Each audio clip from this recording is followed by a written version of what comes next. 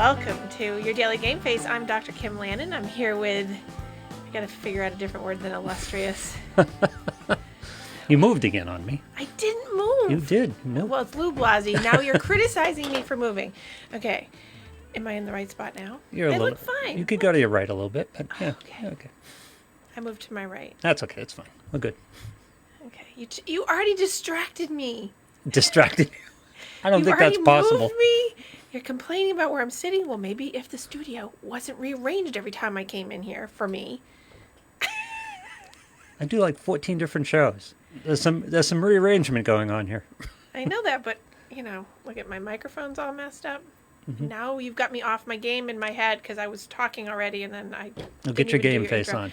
So now I don't have a good word for you. So it's just Lou Blasi. He's here. He's moving my stuff all around and he makes me move to the right and the left. Right. And I look fine on screen. Oh, okay. Except for that weird thing in my hair.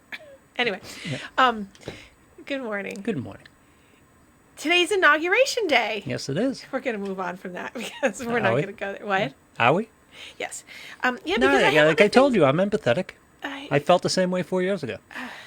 Well, I think that this is, again, not political. I think that it's just a relief for people to get just a break. Whoever, we're just out of we're out of the voting. We're out of just the year in general. I think it kind of revs up for people. I mean, growing up, I always remember coming into election year always being hyped up. It's just an intense time, but I think everyone can just be breathing. Hopefully. Yeah, but what happens to people when they think they're at that break moment and they realize not too soon afterwards they're really not? I just want to talk about health and wellness today. Okay. And happiness and kindness. No, we can talk about that. I'm sure we will veer back, but I do have a couple things because they're very important to me. Mm-hmm. No, but here we are 20 days into January. Yes. And I was going to talk about this last week and the week before, which clearly every time I want to talk about something bad happens. I'm sorry. But we're 20 days in and people are starting to report that guess what's failing? New Year's resolutions. Right. Yeah. Okay. So, quick tips, and I wanted to make sure we talk about micro goals. People, as I said, and we've talked about many times, they start off way too big. Right. I'm going to lose 300 pounds. I'm going to lose 30 pounds. I'm going to lose, it's the big ones. Or I'm going to make $1 million. That's a great end goal. It's an outcome goal. It's kind of like in sports where people are, I'm going to win. But there's a process. And the process is how do you do that? And those are the little micro goals. Yep. And so what do you set up along the way to get there? And so that's why people tend to, not the only reason by any means, but why people tend to fail at this big resolution thing that happens January 1st is because the goal's too big.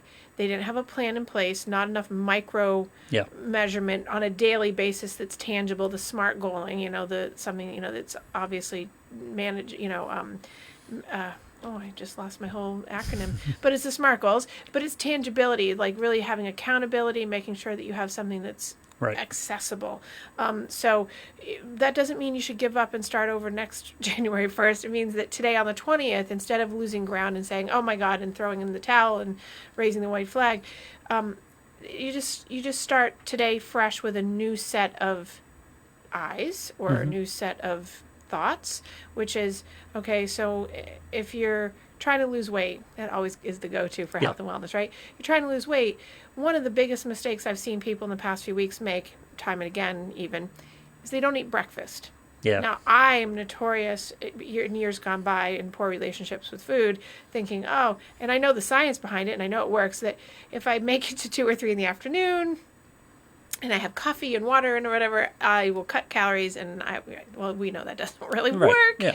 So one of the biggest things I can tell you for health and wellness in terms of mental health, because your mental health actually is what guides your body weight, essentially, if people don't realize that, is that if you eat breakfast, even if it's like a yogurt and some raspberries or an egg and a piece of whole wheat toast or whatever you eat, that your body's more likely to create the good endorphins, the good serotonin, the good dopamine, all the things in your body that make it work because it's happier, and therefore your body's more likely to be a lighter weight.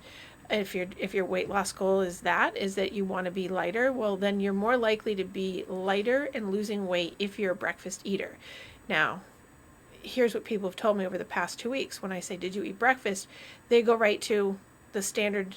And I didn't really realize this until recently. People really go to, when you say, did you eat breakfast? They don't think of something small, like 2 eggs and a piece of avocado. What they think of is French toast, bacon, eggs, hash browns, stacked, lumberjack plate. Yeah. And then, so it's overwhelming.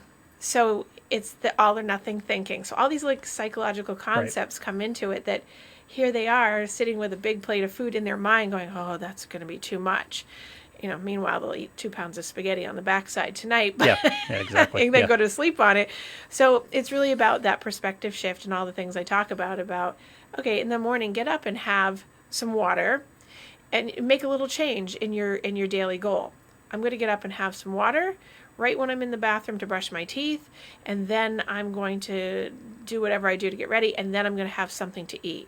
It doesn't have to be huge. It can be a half a grapefruit. It can be an avocado with 1 hard-boiled egg. It can be a handful of berries and some granola. But it's just about getting the body started, because what it does is it jump-starts the body, which jump-starts the brain. And when the brain feels better and it doesn't feel like it's dragging, or it doesn't feel like it's bored or lonely or tired, all those things that we've talked about, or hungry, then it's more likely that you're going to be successful in the goal of weight loss. Now, that also means that you're going to be more successful in whatever other goal. Maybe it's to, you have a to-do list of 10 things. You're more likely going to get the to-do list done, or at least part of it done, more than you would if you have had those breakfast items. Right. It's very simple. Yeah. But people, that is the most skipped meal of the day. And it's counterproductive on a metabolism level, too, because right. you get your metabolism going by putting something on your stomach, and denial of food just slows your metabolism, right, because your body goes into rationing mode. Exactly. And you don't want your metabolism slowed. You want it sped up. Exactly. And so, and when you it's the role of water in the morning, by the way, yeah. Right. And so when you speed up the metabolism, here's how the body and the mind speak together. You're speeding up the metabolism. It's also generating your dopamine and your serotonin. So your mood regulator, your feel-good regulator, your anxiety regulator, GABA, it's getting those all moving to really work well, instead of sitting sort of sleepy, so that they're moving as well. So not only is your body going and it's getting energy, your mind is too. So they're talking together, and it makes you more likely to be successful, makes you more likely to exercise, or to not snack in between, because your body's already going. Right. You're not craving something by 3 o'clock. That's, so that leads into that next piece of that. 3 o'clock in the afternoon, which is really the common dip time for people, is people like, the lethargic piece. It's because usually breakfast has been skipped. So people do the crash, bagel or Snickers bar.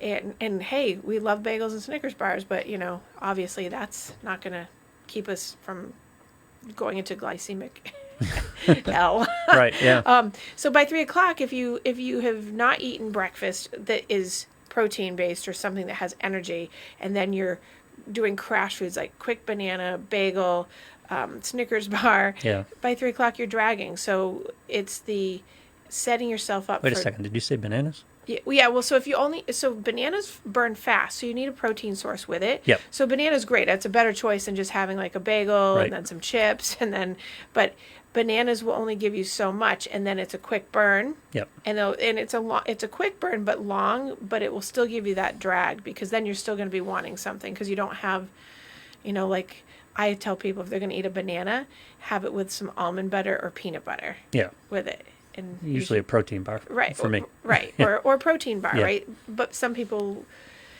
there's a psychological component, as you know, to food and what it looks like and how it feels. So protein bar, and if people aren't watching, I'm holding up my fingers into this little teeny bar. So for a lot of people, protein bars are really small, and that's not a lot. Even though they're packed with anywhere from 150 calories in some cases to those big protein bars that have, I think, 400 or 500 in them. So that to some people looks so small, and interprets to the body, and the mind tells the body that it's really small. They haven't eaten a lot, even though the calories are there. Versus a banana, bigger, much more tangible visually, and you put like a big spoonful of some yummy spread on it, and then all of a sudden it feels more. So it's a psychological dance to make the body and the mind work together to think you're more satiated. Now, anything that has a higher water content in it is going to make you feel more full, and it's going to last you longer throughout the day to get you to the next meal, and you won't be as craving as much of the junk. The denser the calories, like red meat is dense. It doesn't have a lot of water content.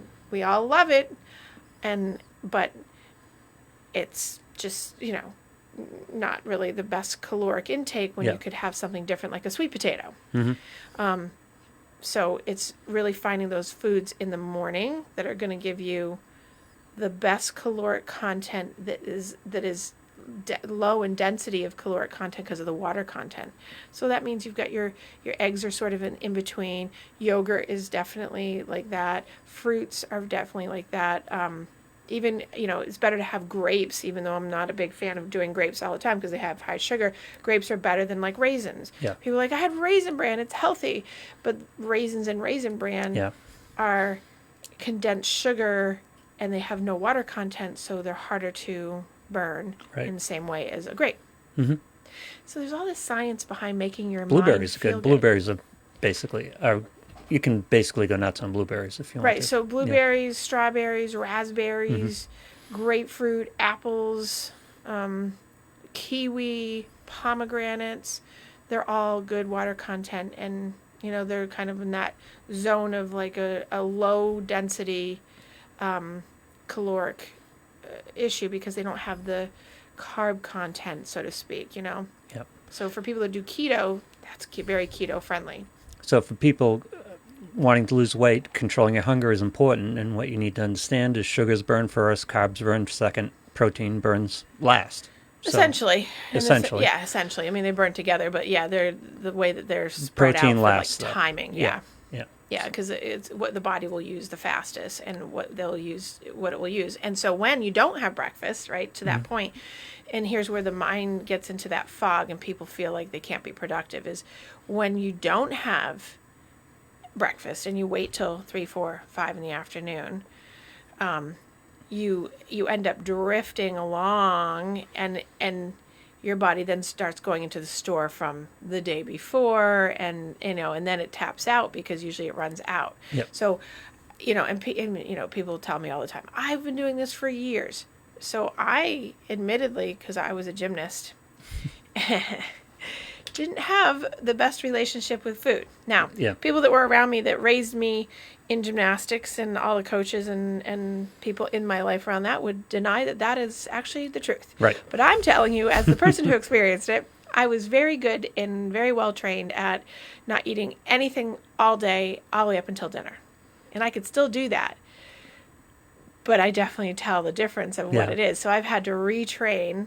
And athletes are notoriously poorly trained sometimes, so notorious and poorly trained sometimes to do that, and it's an active event in my head to always get something for breakfast and or try to eat something small. I'm not a big fan of it because my brain's so trained that don't do that, don't do that, because I was trained not to do that. Still, huh? Oh yeah. I mean, I was walking out the door this morning and I have to go through this brain gymnastics of I had to come back in, I grabbed my yogurt. I usually throw raspberries or something in it. And then I had my spoon. And in my head, I was like, oh, don't take that because you won't bring the spoon back. And it was my justification for not taking the yogurt to eat it. And so then I did anyways. But it's a force. Sure. Because then what I would do, because I don't get out of here, as we know, till 11 o'clock, then I'm already into, I already missed breakfast. I'll just wait till lunch. And by the time I get lunch on a Wednesday, it's like 3. Yeah. So if I'm lucky, because I go right from this to work. So, I have to force it because I'm so well trained that I could skip a whole day of food because I've been trained to do that. Yep. So for me, it was the focus on total calories, an over focus on total calories. And it was like, wasn't always particularly hungry at breakfast. So I'd say to myself, if I skip, I've got more calories I can spend later. Right. But then the balance of it is that doesn't work for your body. It's not. It's not the way you need to go about it. So in a lot of cases, I had to force myself to eat a little breakfast. Right. Well, it wasn't not wanting to. It was this is the smart thing to do. Even Well, though I'm spending calories and I'm yeah. not really hungry right now. Well, so it's not a matter of that I didn't want to. It's a matter, like I just said, I was trained, and I enjoy a good breakfast, but I just never was trained to do that. So it's not on my radar. I have to actively, cognitive, behaviorally, psychologically make that thought become the feeling, to become the action, to do it, or else. And then I'm always like, oh yeah, that felt good, and then I'm not thinking about food, which I will do off and on, off and on, off and on. And I'll do what you were just saying, is like back in the day, I'd wait till 5, 6, and then I'd be able to eat, because I knew I hadn't eaten anything. So I would eat tons, and then I'd go to bed on it and feel terrible. So that's a long time ago that I've done that. But now it's very specific to make sure, because I'm not hungry in the morning. Yeah. And that's specifically because the area of the brain that's the control center for that is the emotional center, right? The limbic system has the hypothalamus. Mm-hmm. The hypothalamus controls, it's our on-off switch for hunger and many other things, but that's one of them. So, that's where eating disordered behavior begins and ends. So when you train that hypothalamus to turn on, because you've restricted and only allow it to come on when you want it to, right, or to turn off because you've restricted and you only allow it to go, right? Or if you're, on the other side, people who are obese, right? They keep that hypothalamus always on. Yeah. Because so for people that are anorexic, which I'm not either, it's the off. It's just trained to be off. Now, as a gymnast, and all my friends that I know that had eating disordered behavior, they kept it off. I never got to that level, but I was always monitoring it, because I was watching. Yeah. And I just had some psychological training with a sports psychologist that I was coming up to, even when I was little, who used to tell me about it. So I knew how to play with it. But that's kind of a crazy thing that I knew how to play with that whole thing in that area of my brain, even when I was like 9, 10, 11, 12 years old. I remember conversations about it. So it's, How do you play with it? You what? How do you play with it? How do you play with it? By either restricting. The more you restrict your calories, the more you restrict eating. I shouldn't say calories, because it's not the calories. It's more restricting. And then when you eat, and the timing and how much you eat in those times, that starts training the brain, that piece of the brain, to stay off, so it doesn't send the signal that you're hungry. So that when you would normally say, like normal person would get up in the morning and be like, I'm hungry, right? That doesn't turn on. And that would last all these years with you? Oh, yeah. Because you would think once you change your behavior a little bit, it would reprogram. So, like with anything that we've talked about, right? The brain has, I visualize it as train tracks. And we make routes down the train tracks over and over. And they're always there. So what we do when we change a behavior is that it's kind of like putting a relay station, right? The thalamus in the brain is the relay station for the emotional center. When we relay the station to another set of tracks and we reform them, like by eating breakfast, we've laid another set of tracks, but those old ones are always there.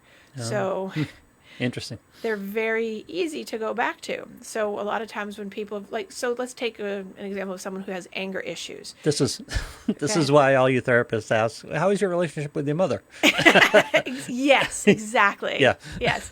So that was funny. That's true. It is It's funny because it's true. It is one of the reasons, because it's how did the train tracks get laid? That's and so if you have someone like with an anger issue, the anger issue doesn't come in adulthood. It's usually in childhood, to your point. Yeah. And the tracks are laid for the coping strategy of anger as whatever the coping strategy was taught or shown, or how the child became able to deal with something. So those train tracks are laid out, and all of a sudden, 15, 16 years old, say the kid gets in trouble for something that they've done out of anger. Now, they recover, they rehab themselves, they go to therapy, and they make these new train tracks, and then no issues with anger, and then all of a sudden at 30 they get in a fist fight and punch someone and end up getting arrested, or Yep. And then they say, oh, this person never had that issue. When you go in and you do a psychological evaluation, they did. They're not an angry person necessarily, but they had those train tracks laid already as a coping strategy that allowed them to access the train track to go down that road. Same with food, same with happiness is the same way.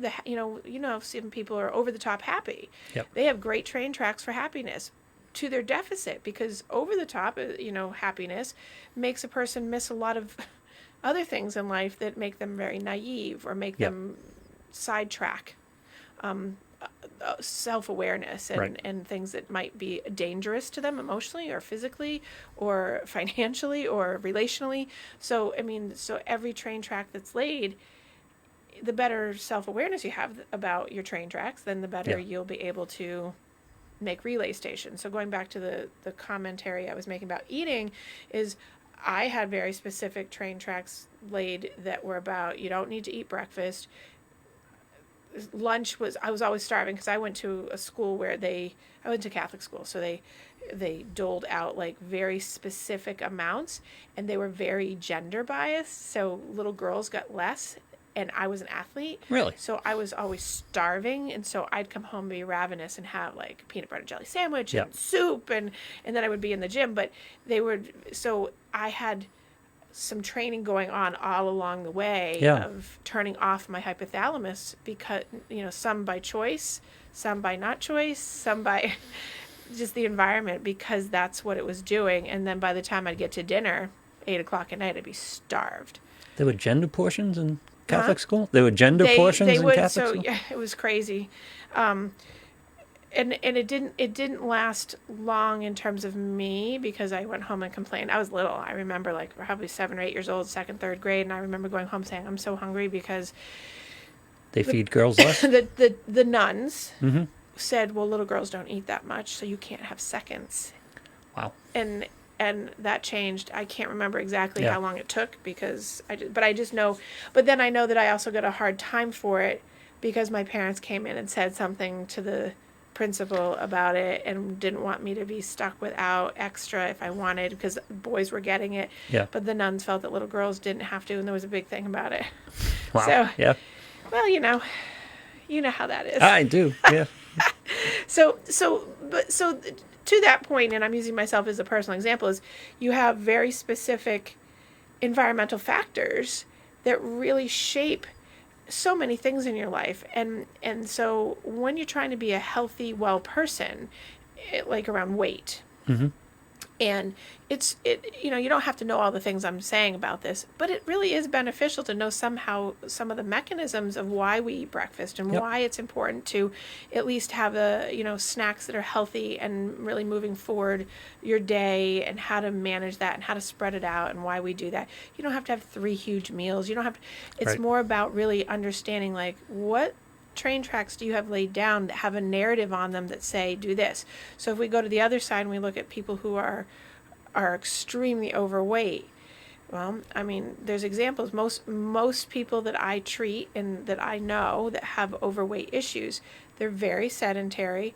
Their lifestyle growing up is very sedentary, and they'll be defensive to say, oh no, but my mom did these things. My mom was a gardener. Okay. Yeah. Or my dad went to work every day, but he sat at a job, so there wasn't a lot of, or I played, basketball, or I played hockey, or I did this for, 3 years, but they were, 8 to 11. And so the train tracks that are set are what is role modeled. So there's something to be said for social observational theory and cognitive theory, which is we do what we see. Our narrative is set for us. And unless we feel it's bad for us or unless we know something is wrong, then we likely will stay with the course because it's what we know. Right. So people who have the obesity issue, their train tracks are laid that they eat out of usually emotion. It's usually, we've done the HALT, hungry, angry, lonely, tired.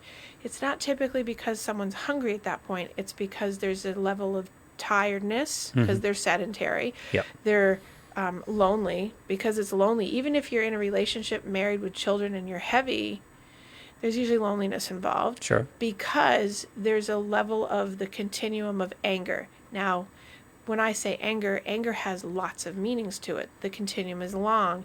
It's resentments, frustrations, agitation, sadness. That's on the continuum. So anything that falls on that continuum that would drive a behavior of self-soothing through food, and people go to the self-soothing foods because self-soothing foods create the dopamine, the feel-good neurotransmitter that makes you feel good, and then it passes. And so they're called comfort foods for a reason. Right. Yeah. Right. So we go to mashed potatoes, French fries, chips, cookies, crackers, heavy dips, sauces, things that are going, and then the more you reinforce it with more of those things, you're negatively reinforcing it, which is giving you train tracks that are going to make you heavier and heavier and heavier.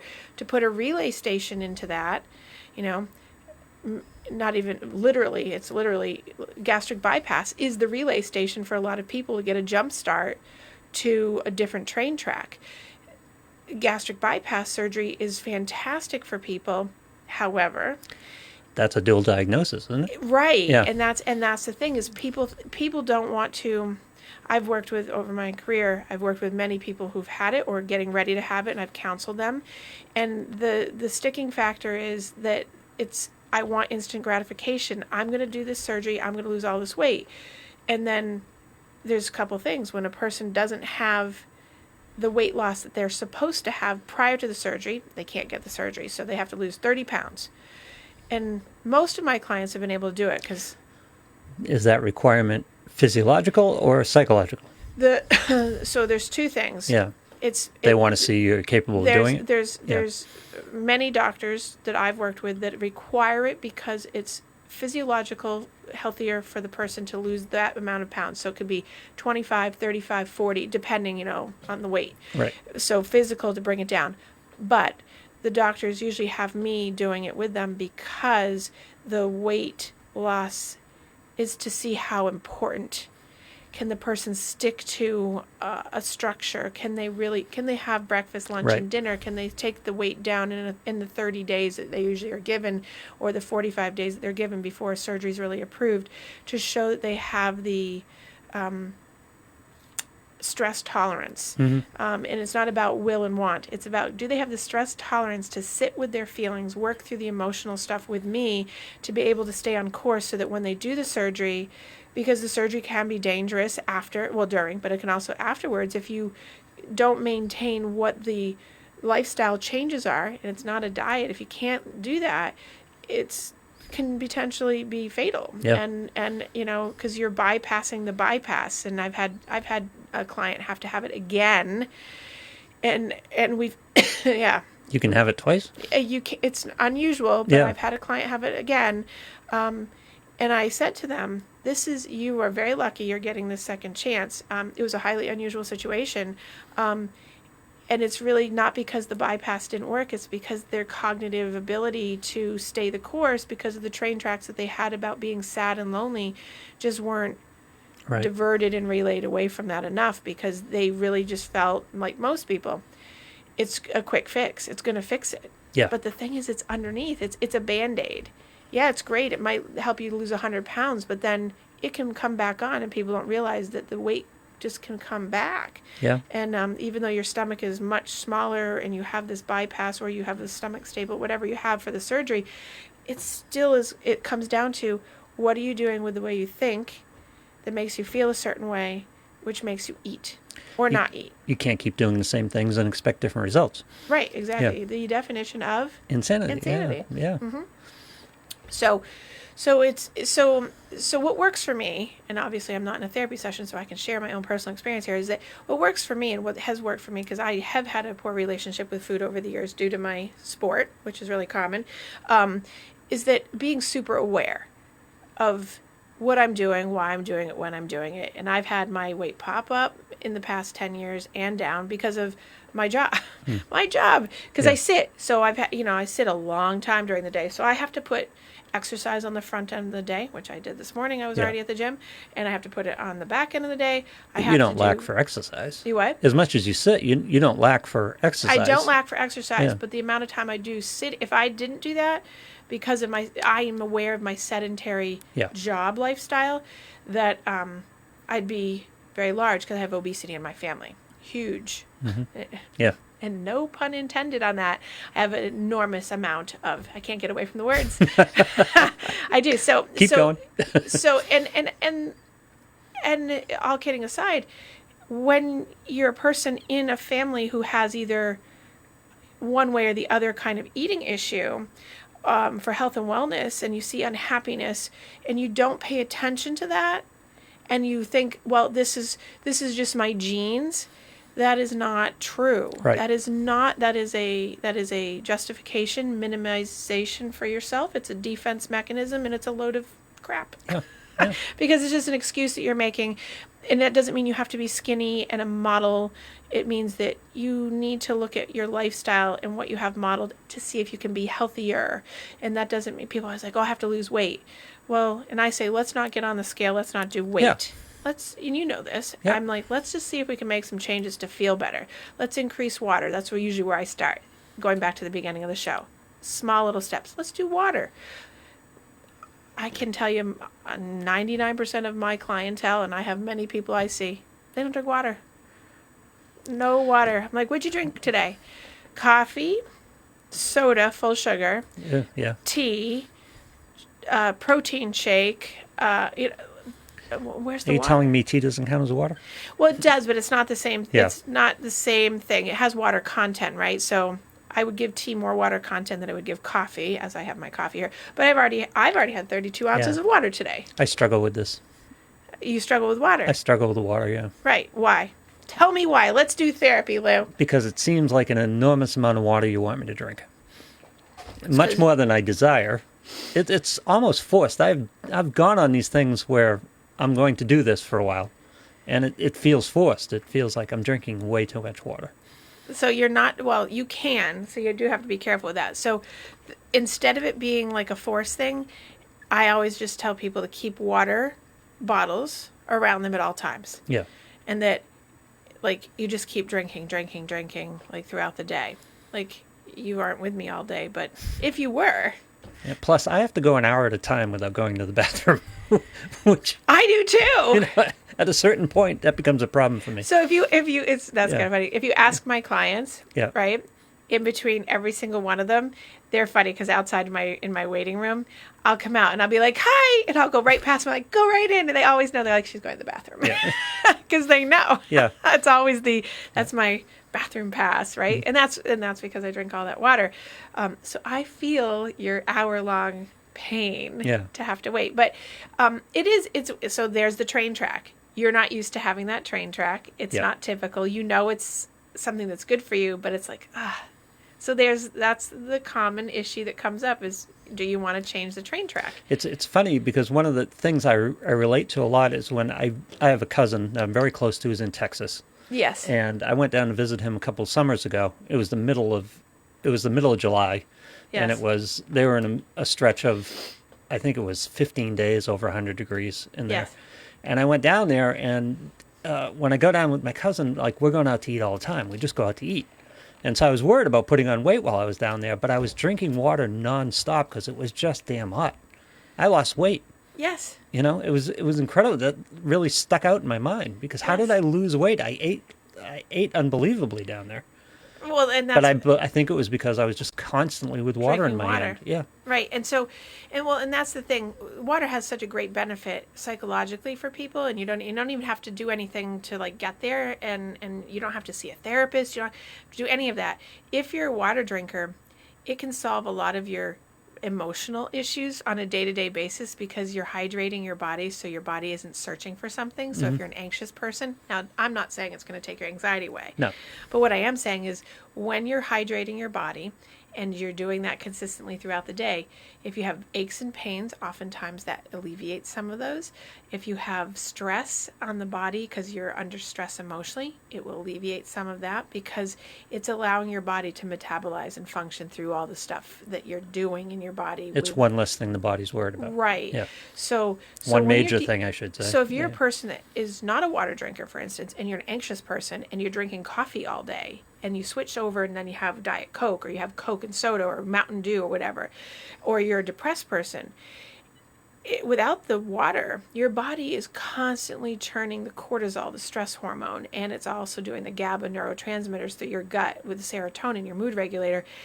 And people don't realize that like, it's just dehydrating you. So coffee's a dehydrator. Right. It's a diuretic, right? So it's caffeine is a diuretic. Right. So it's dehydrating you in your body. But what it also does is it dehydrates your neurotransmitters that make you feel good. So your feel good chemicals are getting the water pulled from them, essentially, if you can visualize it like that. Yep. So that when that happens, your anxiety goes up and your emotional lability, your blahs, get worse.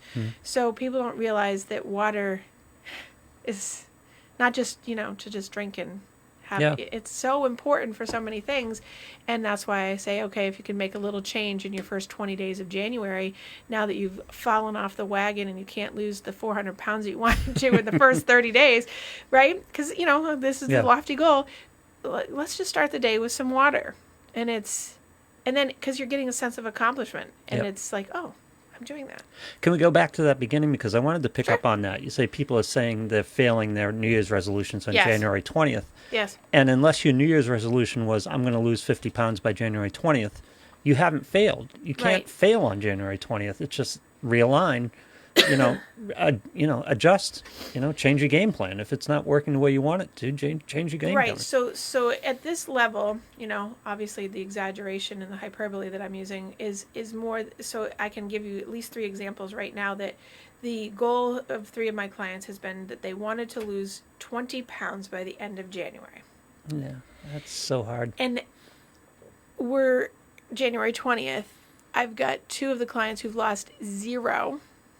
Because you can think of a variety of reasons, right? The amount of pressure they put on themselves, right? Actually, a couple of them have gained, because I'll tell you why in a second that they've gained, I think. And then I have one client that's lost 5 pounds. That's reasonable. Yeah. But they're failing because in their mind, it's 20 days in, there's only 11 days or whatever left, and they're like, I'm never going to make the 15 more pounds. And I'm like, right, you're not, because that's not how you lose weight. And I've talked to them about this ad nauseum. Yep. And it's like, and until a person, and they know everything I've said here today from me, and I keep rehearsing it with them, but I call it the I know gene. I know. Yeah. And then I usually say, but you don't. Yeah. Because if you did know, one, you wouldn't be here asking me and complaining why you haven't gotten there yet. So you don't know. You just think you know. And you don't. And usually they say, you're That's right, aversion. That's aversion. That's trying to quell the conversation. Right. Yeah. Right. So that's not I know. It's like I don't want to talk about it anymore. Right. Yeah. It's like, I know, don't talk to me about it. Right. So exactly. So they don't know. And so and then a couple reasons why, because I know there's some listeners out there that are in this camp about this, because I know some of the listeners, and you're at the 20-day mark and you haven't lost half the weight you set a goal for, because the body doesn't lose weight like that fast. Mm-hmm. And if you were starving yourself, which some of you are, that's still not going to work, as for what I said in the beginning. And or you've all of a sudden increased your working out and weightlifting, so you've converted some of your you've converted some of your fat over to muscle. Now that 1 pound of fat is still 1 pound of muscle, but now it moves on the body a little bit differently. You've increased maybe some food intake because your calories are burning. So now your weight has gone up a little bit because you're converting and moving and shifting.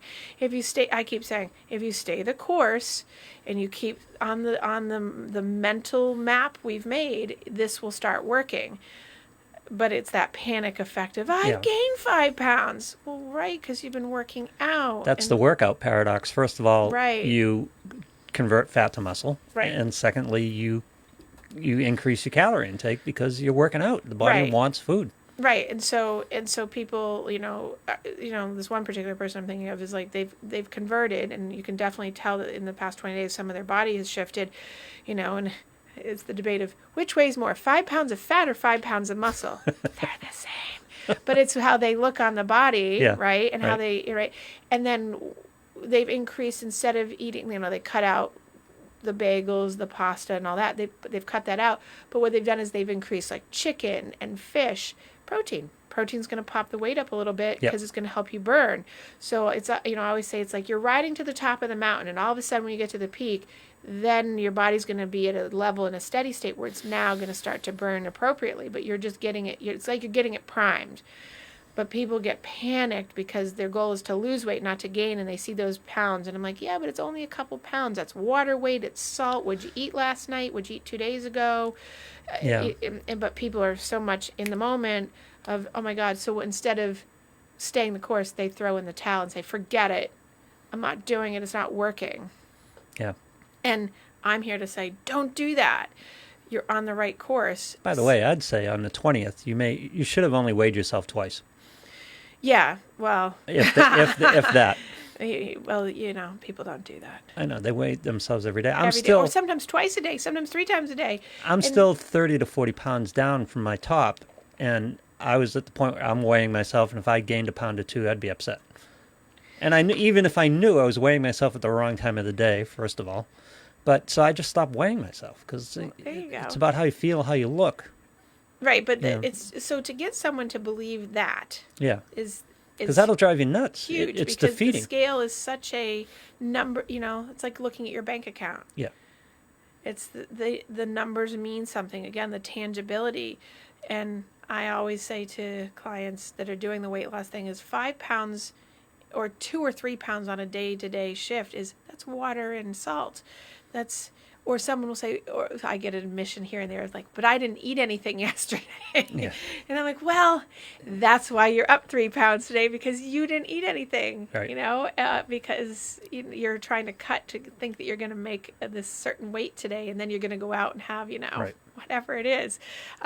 So in terms of psychology, weight loss and getting control of your emotional life are hand in hand. Yeah. And people just don't realize that. That's separate them out. Psychologically, I think it's such a great starter activity. Yes. Because once you learn the skills to learn weight loss, become more aware, become more cognitive instead of associative on that issue, right, you can bring those skills to bear on anything else you're dealing with. Exactly. Yeah. Exactly. And if you're disciplined in that knowledge base and awareness base, that's where, to your point, it goes into other areas. Don't say discipline.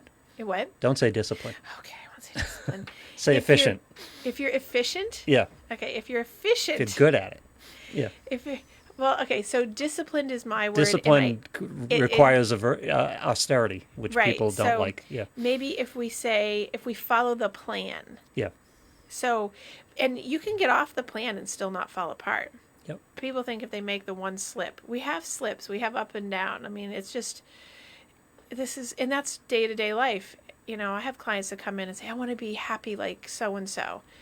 And to get a person convinced that other people aren't happy 24/7. Right. That's like weight loss, right? It's like when you're having someone that their goal is to be happy. Mm-hmm. And I say, what does that look like? And then they give me an example of like, well, this person in my life is always happy. And I'm like, how do you know that? Yeah. Because they always look happy. I'm like, yeah, but you don't know what's going on the backside.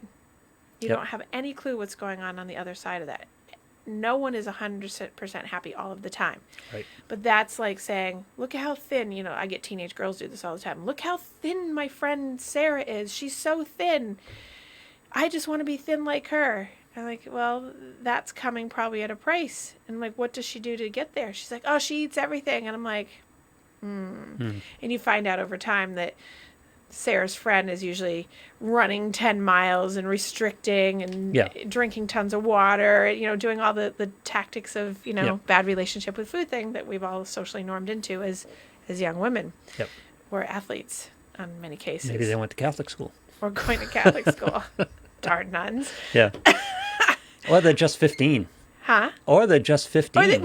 And so teenage, from 11. 12. I know there's a variance in body styles even in the age group, but well, and that's the thing is you see, I'll get girls in my office that will say, that are legit like 5'1", and they're comparing to their friend that's 5'7", who's like a stick, and saying. And the girl that's 5'1" is heavier, and they don't have the same eating, and they don't have this. And I have to go through. You don't have the length that this girl has, and you're also just starting hormonal changes.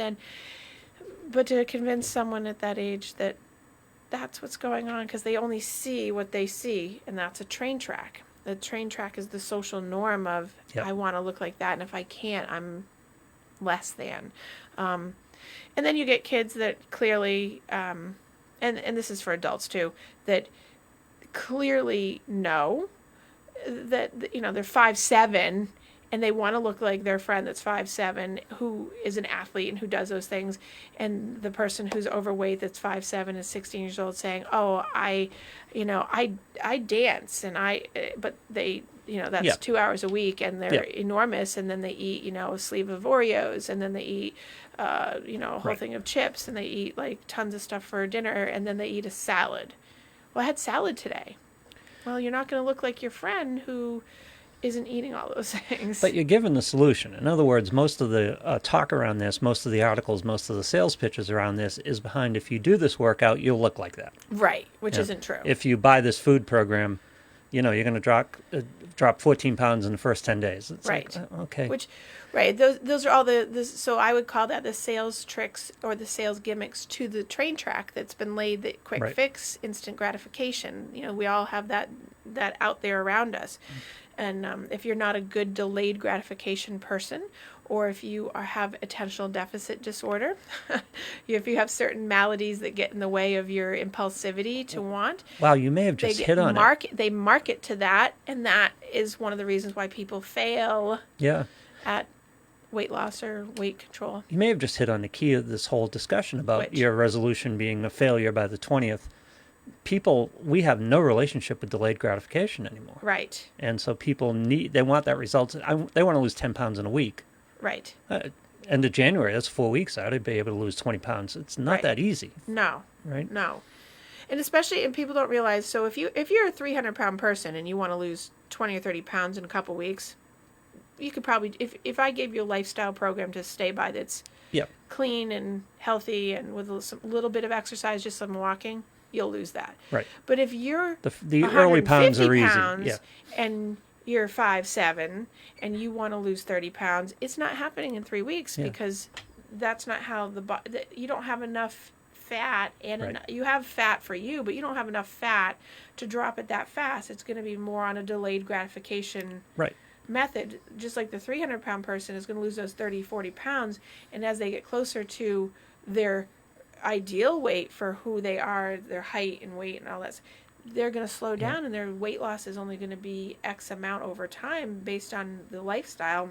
A pound a week, 2 pounds a week tops. Yeah, those first pounds are easy. Yes. You get into it, it gets a lot more difficult. The last pounds are the toughest ones. Exactly. Plus, it's the difference between diet and lifestyle. And everyone uses the catchphrase, and everybody rolls their eyes. It's a lifestyle. It's not a diet, but it totally it's true. Because diet is restrictive. Diet is deficit, and diets are loaded with I can't have, I don't eat that, I won't eat that. And if you're disciplined, you might get there, but you're not going to sustain it. Right.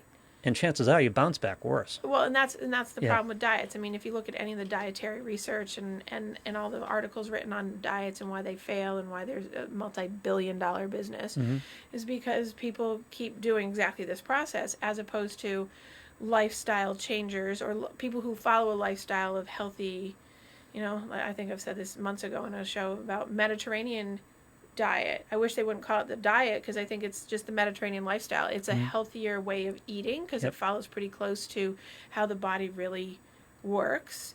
If you stick to that, it's not a diet. It's just like it's just the way you eat. It's water. Yeah. There's water. Yeah. It's water, and it's a combination of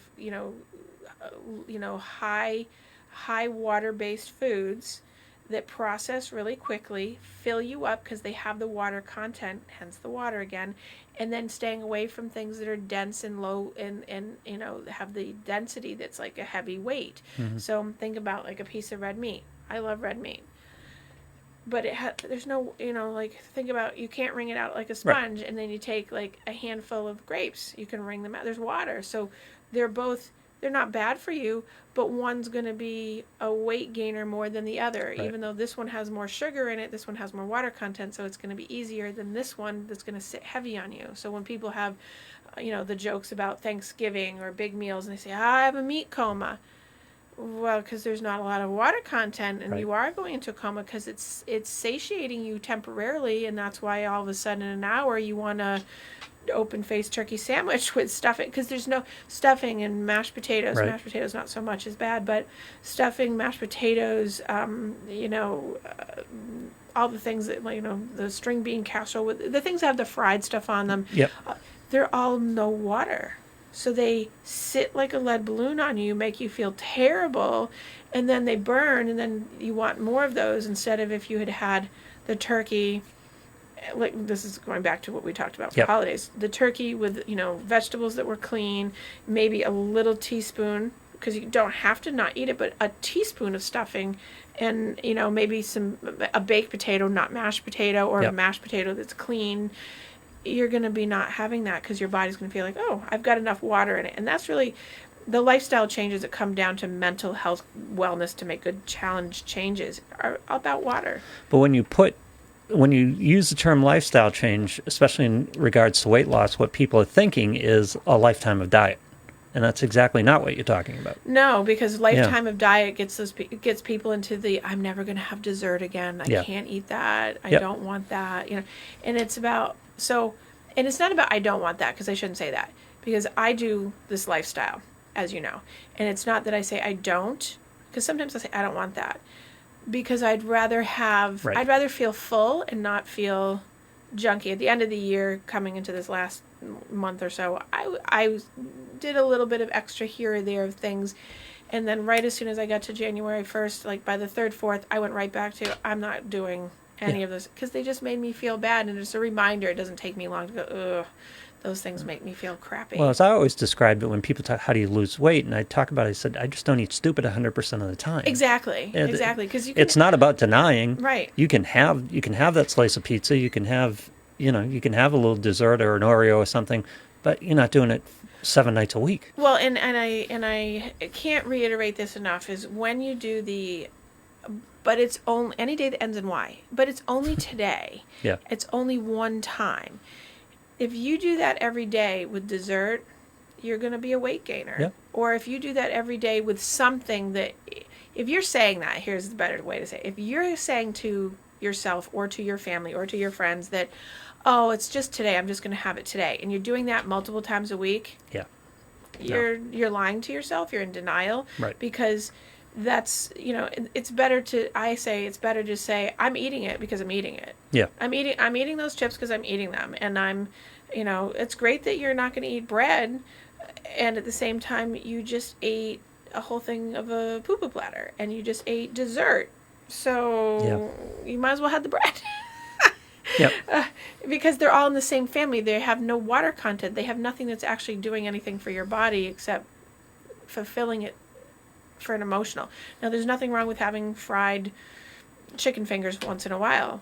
But if you're doing that, and then the next day you're having pizza, and then the next day you're having, spaghetti and like that, and you expect you're going to lose weight and be happy, right? Always tying them together. That's not going to work like that, And for people that say, I don't eat vegetables, well, that's not going to help you, because what's your staple? If you don't eat if you don't eat vegetables, you don't find something, you're going to be very limited on what your go-tos are. You're going to be, most people that say that to me are very starch-based, heavy starch-based, not like the healthy, clean carb. They're much more pasta, potato, French fries, tater tots, bread, heavy carbs. And the positive part of this is once you get into that lifestyle, you just crave it less, and it doesn't work for you the same way. Right. And like, for example, I love red meat too. Right. If I have a steak once every 2 months, that's a lot for me. Right. And I love it, but I don't feel that good after eating it. Right. And, So, I'm a red meat eater. In the past 20 days, since the first, I've gone back to no red meat. I feel so much better.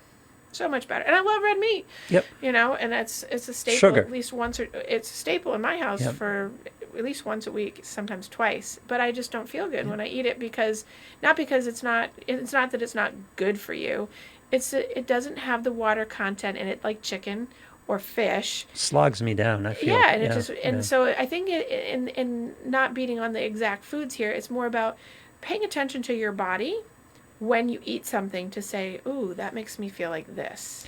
But right now, sugar is helping. People feel good when they eat sugar. Right. Once you get into this a little bit, you don't want the sugar. You don't like No. the sugar.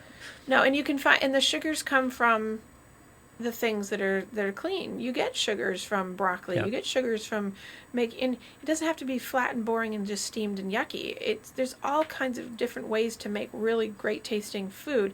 If you like scrambled eggs, great scrambled eggs, and put like your favorite vegetable in it, even if it's a tomato, so that it makes it something fun for you. There's so many combinations, and people think that a lifestyle that's healthy, here's the examples.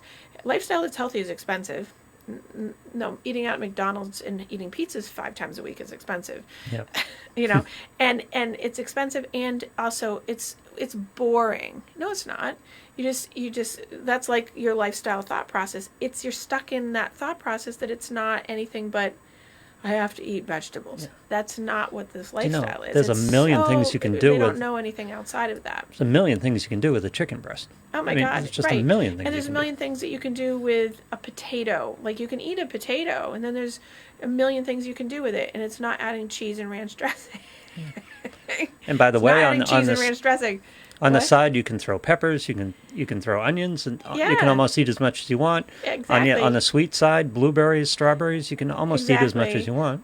Well, I have a client that's doing this changeover in the past 2 months, and because they wanted to start it in December, so they love potatoes, and they didn't want to be without potatoes. They were good without bread. They were good. So the deal was that they would not eat the pasta and all that stuff, but that they could have bacon. So they change up once or twice a week. They have their potato with sour cream light and regular butter, because I'm a big fan of just regular butter. You should use full fat butter because it's good for you in that way. And then put bacon, turkey bacon, chicken bacon, regular bacon, and that makes them happy because they're getting their need met of it's an emotional need. Sure, right. And so, that's what I try to teach my clients who are doing relational food issues, is that everything's an emotional attachment, whether it's you eating your Reese's peanut butter cup or your bowl of ice cream at night or your handful of popcorn or your right. Had to bring Reese's up. I know. Yeah. Yes. Well, I have come to have an all of a sudden allergy to peanut butter in the past 6 months for some reason. So like a physiological allergy? I have a physiological late onset peanut butter? All of a sudden, I don't know what happened. Not that everyone wants to know this, but all of a sudden, I don't know, I was on the phone with a client who actually probably is listening today. I believe she is. I was on the phone, and all of a sudden I said, I have to get off the phone. Because I had just I'm a notorious scooper of peanut butter as a quick sugar, natural, and I eat natural peanut butter. I ate it, and I'm like, and she's like, what's wrong? And I said, I just ate a scoop of peanut butter. I don't feel good. And I'll call you back, kind of thing. I couldn't call her back. I had to text her and say, I'm so sick. And so I thought, oh, maybe it was the peanut butter. Nope, it's peanut butter. So, And I've tested it out here and there. Reese's peanut butter cups do not sit well with me. I've had one. It doesn't sit well. And the only time it hasn't is this wonderful restaurant that I go to up north, which I won't tell anyone because I don't want anyone going and taking it over.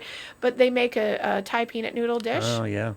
And it's the only time I'll eat noodles like that. I mean, I'll eat spaghetti noodles, but like that.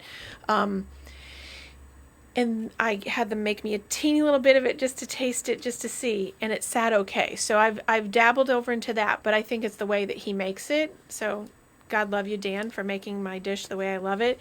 But straight regular peanut butter, I got a problem.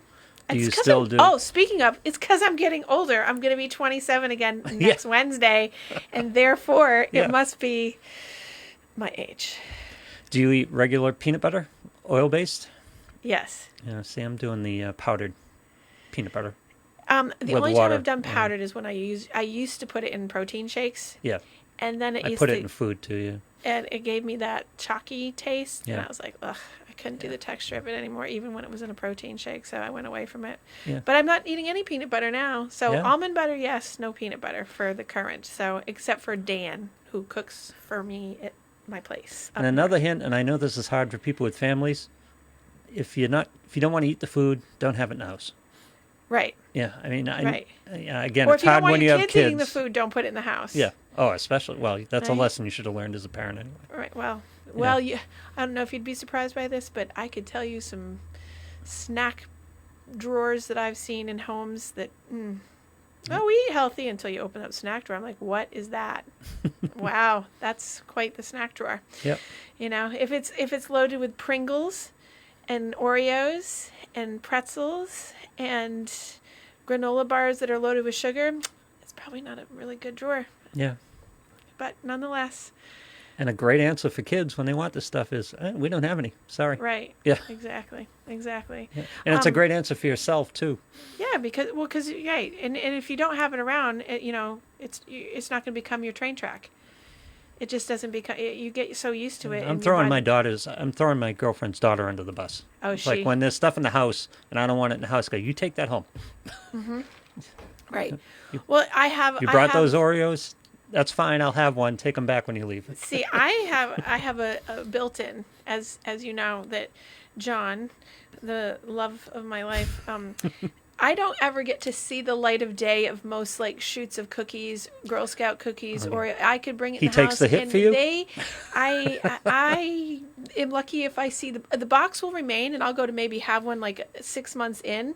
And much to my surprise, the box is usually empty, and it's either been, my dad used to do this too, and I'm sure he still does, but he would put the chute back in empty, close the box back up, and put it in so that I wouldn't know. So I love you, John, but I know you do that. Or he'll stick it back in the freezer as if it's... He's like, oh, I forgot. So I actually don't have to worry because those things come into my house. I never see them. I bought, as an aside, and I'm sure we can all relate to this. He loves Danish. So anything Entenmann's is like death sentence for me. But, for all my gluten issues. But I brought it in a couple weeks ago, right before for the holidays, whatever. Yeah, I didn't see any of that. Yeah, and that's good, but he doesn't have to leave the remains. He thinks he's so sneaky too. He's probably cursing me out on the other side of this right now. But he'll open up the box, and he's notorious for not opening the box like a normal person. It's ripped to shreds, Yeah, what is that? I think, no offense, but I think it's a male thing. No, it's not, because I got the same issue. Okay, well, I don't know. I just experiences what is it wrong with people? They can't there's a lip that opens up and I don't know. The dog loves pepperoni. And we use it as treats. Yeah. And she buys, for some godforsaken, I'm Italian, right? She buys Hormel pepperoni. It's don't even bring that stuff in my house. That's disgusting. It really is. It's processed junk. It really is. Ugh, blasphemy to pepperoni. But the other day, there's the pepperoni bag is in a Ziploc bag, and I'm going, what's going on there? And I open it up, and what happened was they have the openings that reseal. Yeah. Oh no. Why bother doing that? She took a knife and just cut open the side of it. And it's see, I have one of those in my house too. What's the point of that? The cheese, that has the pull back and you can reclose it. Yeah. Yeah. Well, right, John? Just cut the end off. Oh, God. And then exactly the same thing. You see it in the Ziploc bag. You go, why is it there? And then you go, oh, that's why.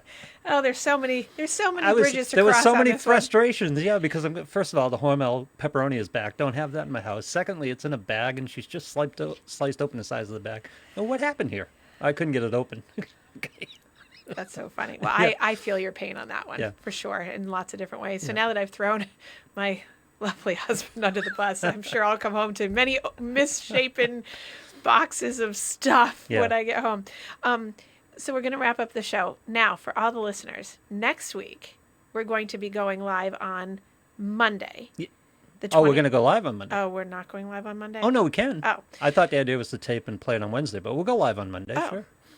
Well, what would you like to do? Because I thought, either way. Okay, it's fine by me. Well, it's my show, so we're gonna exactly. we're gonna go live on Monday, the 25th. Yep. At 12:30. Yes. 12:30 p.m. on Monday the 25th, but you will load it right up afterwards. And so if people want to watch it Wednesday at 9:45, they can certainly do that. But the reason why is because it's my birthday. Yes. And I have no shame in telling the world that it's my birthday, and it's my 27th birthday, and I got a beautiful card from one of my listeners yesterday celebrating my 27th birthday. So I'd like to pay tribute to their beautiful card that they sent me, and they actually hand delivered it. The family had signed it to let me know that they were thinking of me on my anniversary of my 27th birthday. And so I will not be here on Wednesday, but I will be going live on Monday, and we will let's talk about psychological aging gracefully or not. Why are you looking at me when you're saying that? What? Why are you looking at me when you're saying that? Because you're right in front of me. But anyway, so for anyone that has missed any of my podcasts, obviously you know where to go. You can get them at your favorite podcast channels, or you can go to my website, GameFaceSportConsulting.com, or you can go to Your Daily Game Face on Facebook, and please like, share, and distribute this show, and have a wonderful, happy week. And we'll see you Monday at 12:30. Yeah. Special edition. Special edition.